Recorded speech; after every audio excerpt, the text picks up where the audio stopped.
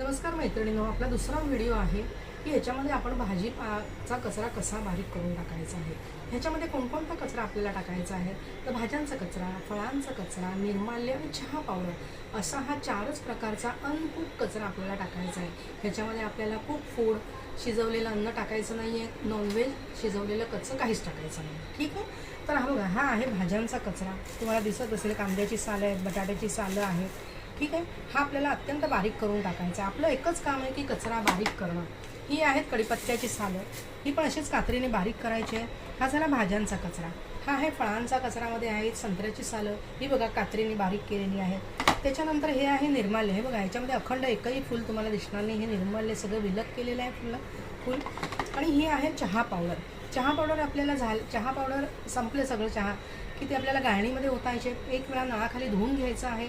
त्याच्यात तुम्ही आलं काय जे काय घालत असाल त्याच्या सकटच आपल्याला ती अर्धा एक तास ठेवायची, निथळत त्याला म्हणतात। पाणी सगळं त्याचं जितकं जाईल आणि अर्ध्या एक तासाने आपल्याला ते बास्केटमध्ये असे आपटायचे। तर हा आहे आपला सगळा भाज्यांचा कचरा झाला। आणि हे आहे लसणीची सालं। आपल्याकडे भरपूर लसणीची सालं तयार होतात।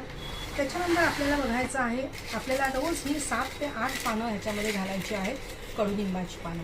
ह्याच्या आधी आपण जो हा कचरा बघितला त्याच्यामध्ये आहे नायट्रोजन आणि ह्याच्यामध्ये आहे कार्बन।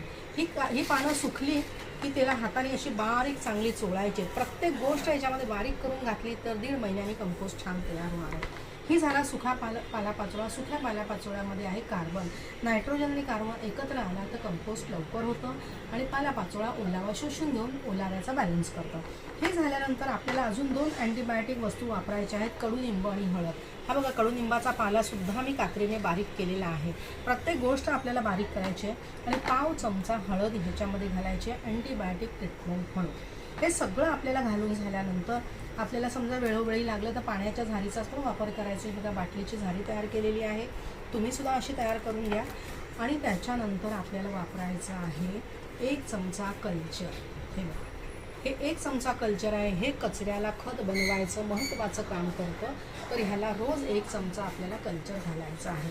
तर आपला हा दुसरा व्हिडिओ आपण असा तयार केलेला आहे की आपल्याला बारीक किती कचरा करायचा आहे।